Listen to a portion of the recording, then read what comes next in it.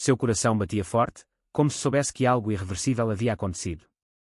Ao ligar a televisão, viu a notícia chocante: um acidente de carro na ponte 25 de Abril havia matado o pai de João, seu namorado secreto, e a culpa por ter incentivado João a confrontar a família sobre sua orientação sexual o consumia como um incêndio incontrolável.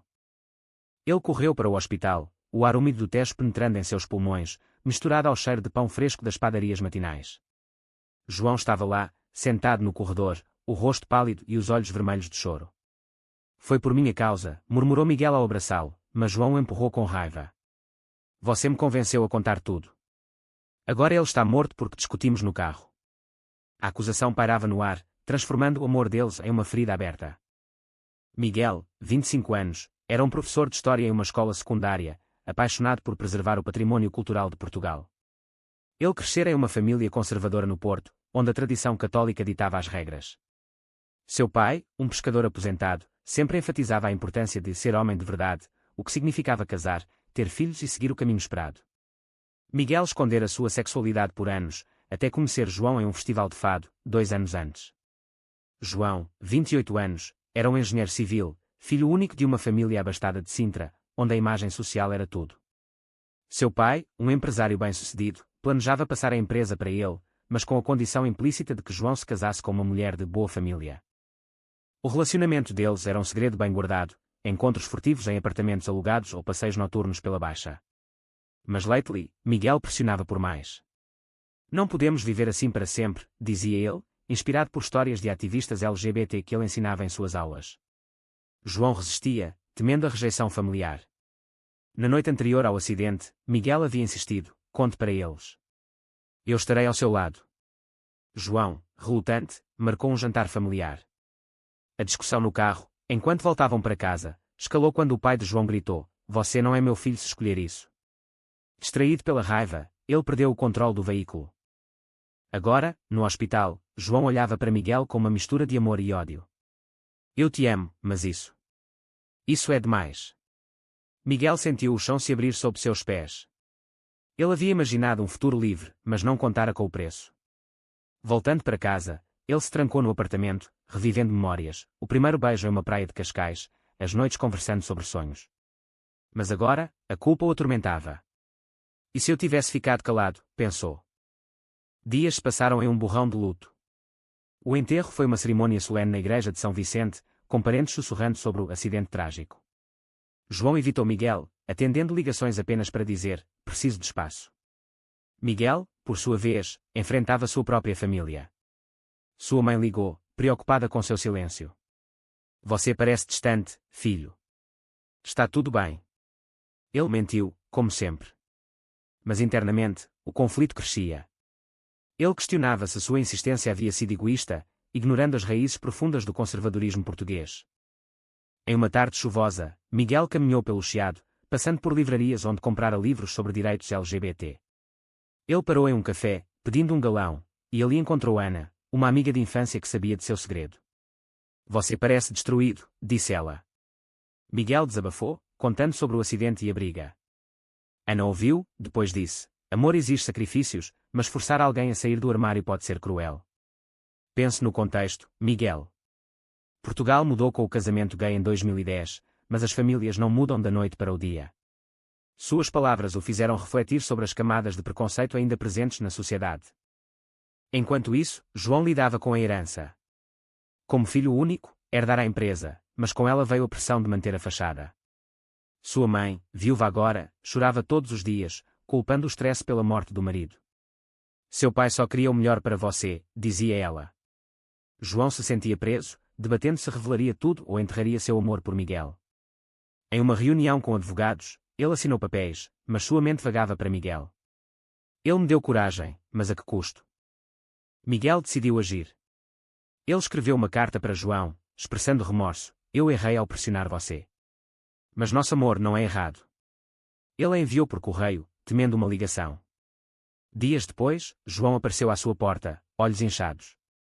Li sua carta. Não sei o que fazer. Eles se abraçaram, mas o abraço era tenso, cheio de incertezas. O caminho à frente seria cheio de confrontos, e Miguel sabia que cada decisão teria um preço. João sentou-se à mesa da cozinha, encarando a carta de Miguel. A chuva batia nas janelas de sua casa em Sintra, e quando seus pensamentos turbulentos. Como posso perdoá-lo quando sinto que ele me empurrou para isso, pensou, recordando o momento do acidente, os gritos, o skid dos pneus, o impacto. Mas no fundo, ele sabia que a culpa não era só de Miguel. Ele próprio havia escolhido confrontar o pai. Decidindo se encontrar com Miguel, João dirigiu até Lisboa, o trânsito caótico da capital refletindo seu caos interno. Eles se reuniram em um parque no Bairro Alto, sob árvores que balançavam ao vento. Eu te culpei, mas eu também queria contar, admitiu João. Miguel assentiu, aliviado, mas cauteloso. Precisamos ser mais cuidadosos. Sua família está sofrendo. Eles conversaram por horas, reavivando a conexão, mas o fantasma do acidente pairava. De volta ao trabalho, Miguel enfrentava desafios na escola. Um aluno, Pedro, de 17 anos, confidenciou que era gay e sofria bullying. Miguel o aconselhou, mas internamente questionava sua própria hipocrisia. Eu ensino sobre igualdade, mas vivo escondido. Isso o motivou a participar de um grupo de apoio LGBT em Lisboa, onde ouviu histórias semelhantes, rejeições familiares, discriminação no emprego. Uma palestrante, uma advogada, falou sobre leis protetoras, mas enfatizou, a lei muda, mas os corações demoram. João, gerenciando a empresa, lidava com sócios conservadores.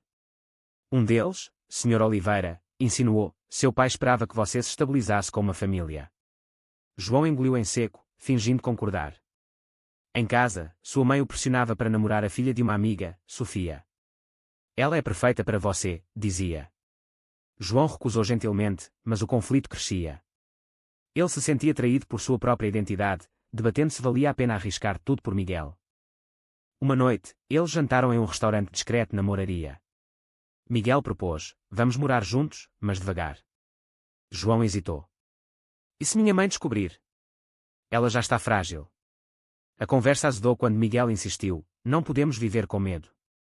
João saiu irritado, deixando Miguel sozinho com a conta e as dúvidas. No dia seguinte, Ana convidou Miguel para um café. Você está forçando de novo, alertou ela.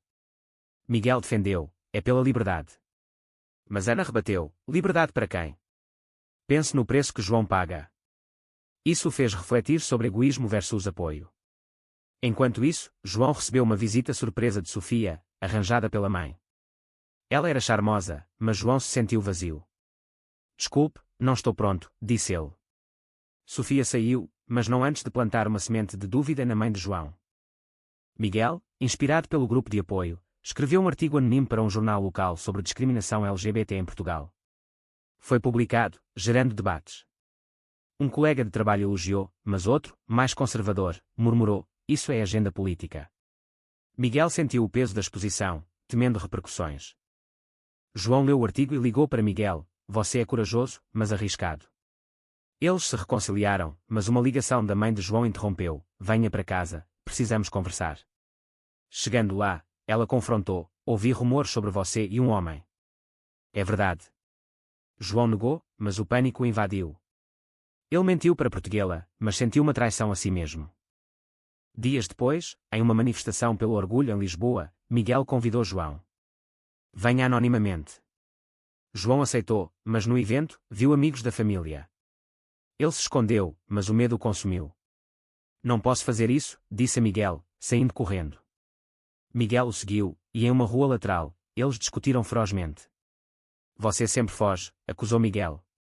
João rebateu, você não entende o custo. A briga terminou com João indo embora, deixando Miguel devastado. A tensão escalava, e Miguel questionava se o amor valia o sofrimento. Ele visitou sua família no Porto, mentindo sobre sua vida. Seu pai perguntou, quando vai nos dar netos? Miguel sorriu forçado, mas internamente se quebrava. De volta a Lisboa, ele decidiu dar um ultimato a João, ou assumimos, ou acabamos. João, chocado, concordou em pensar. Mas o preço de cada escolha pesava como chumbo. A decisão pairava sobre eles como uma nuvem escura sobre o Atlântico. João passou noites insones em Sintra, pesando prós e contras. Assumir significa perder a família, mas negar significa perder Miguel. Ele consultou um terapeuta, recomendado por um amigo.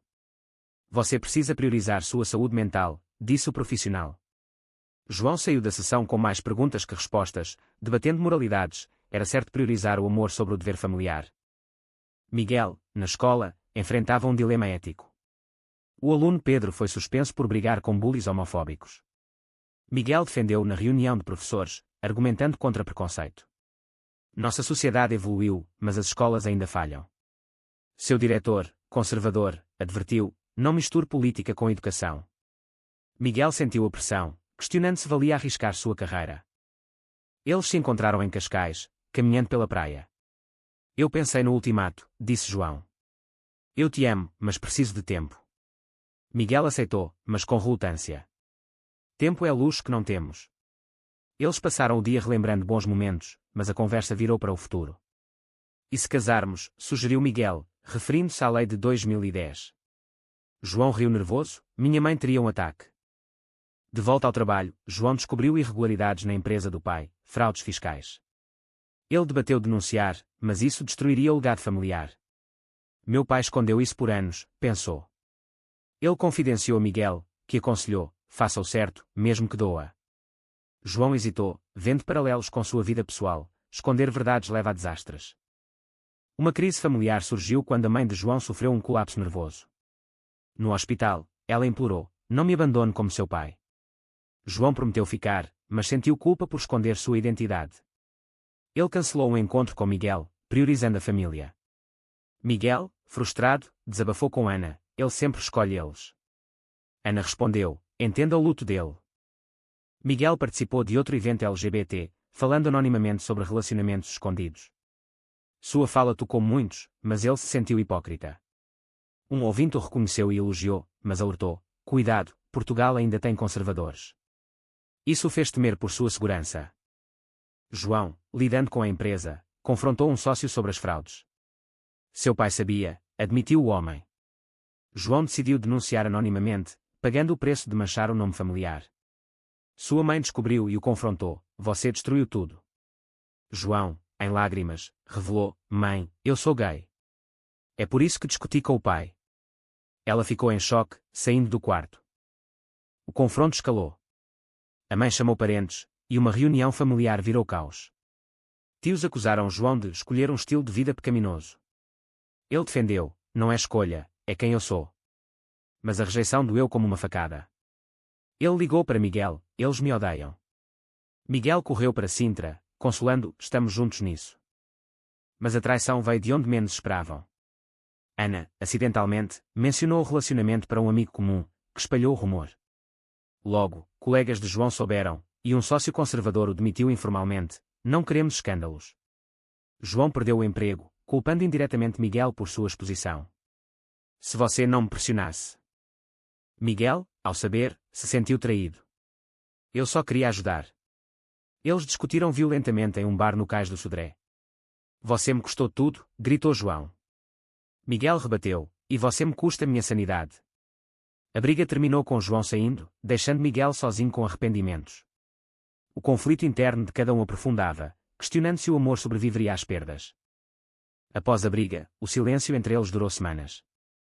Miguel mergulhou no trabalho, preparando aulas sobre a Revolução dos Cravos, simbolizando liberdade.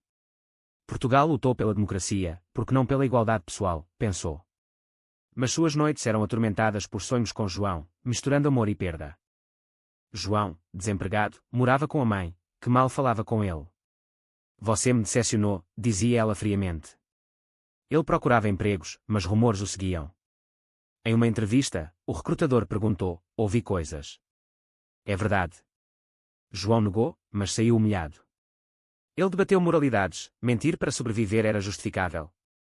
Um dia, Miguel recebeu uma carta de João: preciso te ver.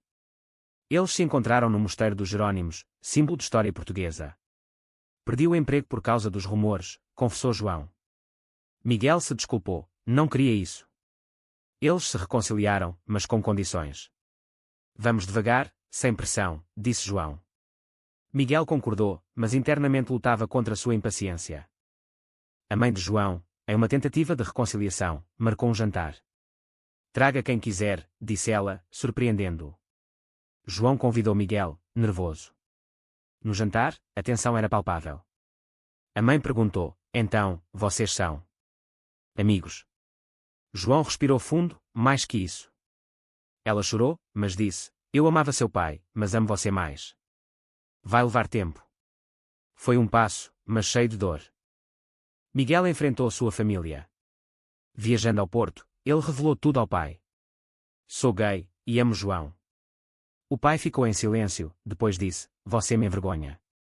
A rejeição o abalou, mas a mãe interveio, dê tempo a ele. Miguel voltou a Lisboa fortalecido, mas marcado. Na empresa, João processou por discriminação, usando leis LGBT. O caso ganhou atenção midiática, expondo mais. Repórteres o seguiam, e ele se sentia vulnerável. Miguel o apoiou, você é corajoso. Mas o stress cobrava, João teve ataques de ansiedade, questionando se valia. Uma traição maior veio quando um primo de João, invejoso, vazou detalhes familiares para a imprensa. Ele causou a morte do tio, mentiu o primo. João se defendeu em uma entrevista, foi um acidente, e minha orientação não define minha culpa. O escândalo abalou ambos. Miguel perdeu alunos, cujos pais reclamaram de influência. Eles se uniram contra as adversidades, morando juntos em um apartamento modesto em Alfama. Mas discussões surgiam, você me arrastou para isso, acusava João. Miguel respondia, nós escolhemos juntos. O amor persistia, mas o preço era alto, amizades perdidas, carreiras abaladas. Em uma manifestação, eles marcharam de mãos dadas, enfrentando olhares hostis. Um contramanifestante gritou insultos, e Miguel rebateu, quase iniciando uma briga. João o puxou, não vale a pena. Mas o incidente os uniu mais. O clímax veio quando o pai de Miguel ligou, eu errei. Venha para casa. A reconciliação foi emotiva, mas João ainda lutava com sua mãe. Ela aceita, mas não aprova, disse ele. Eles refletiam sobre as escolhas, o beijo acidental que iniciou tudo levar a traições, mas também a crescimento. Com o tempo, a vida deles se estabilizou. Miguel publicou um livro sobre histórias LGBT em Portugal, inspirado em sua jornada. Recebeu elogios, mas também críticas de conservadores. Você está mudando a sociedade, disse um leitor. Mas Miguel sabia o custo, relacionamentos rompidos, noites de dúvida. João fundou uma consultoria própria, focada em ética empresarial. Ele ajudava empresas a adotarem políticas inclusivas, transformando sua dor em propósito. Sua mãe, aos poucos, visitava, trazendo pastéis de nata. Estou tentando, dizia ela. João a abraçava, sabendo que a aceitação era gradual. Eles casaram em uma cerimônia simples no cartório de Lisboa, com amigos próximos. Ana foi madrinha, chorando de alegria. Vocês merecem isso, disse. Mas ausências notáveis, como o primo traidor e alguns parentes, lembravam as perdas. No brinde, Miguel disse, pelo amor que sobreviveu ao fogo. Anos depois, eles adotaram uma causa, mentorar jovens LGBT. Em um workshop, um adolescente perguntou, vale a pena sair do armário? João respondeu, depende do custo, mas viver autenticamente liberta. Miguel acrescentou, mas prepare-se para as batalhas. Refletindo, eles debatiam escolhas passadas. Eu te traí ao hesitar, admitiu João. Miguel rebateu, e eu ao pressionar. Mas o amor prevaleceu, apesar das cicatrizes. Em uma viagem a Porto, o pai de Miguel os recebeu, bem-vindos. Foi uma vitória pequena, mas significativa. A sociedade portuguesa evoluía, com mais visibilidade LGBT, mas preconceitos persistiam em áreas rurais e famílias tradicionais. Eles viam isso em notícias, ataques homofóbicos, debates políticos. Nossa história é uma de muitas, disse Miguel. Em uma noite tranquila, sentados no mirador da Senhora do Monte, olhando Lisboa iluminada, João perguntou, você se arrepende? Miguel sorriu, não, porque nos tornamos mais fortes. Eles se beijaram, selando um pacto de resiliência. Mas o caminho não foi fácil. Perdas financeiras, saúde mental abalada, amizades quebradas, tudo cobrava seu preço. Eles aprenderam que amor exige não só paixão, mas sacrifício e perdão. No fim, a jornada os transformou, diamantes escondidos a defensores abertos. Mas a pergunta permanece, em uma sociedade dividida, assumir uma identidade marginalizada é sempre a escolha certa, ou às vezes o silêncio protege mais do que a verdade?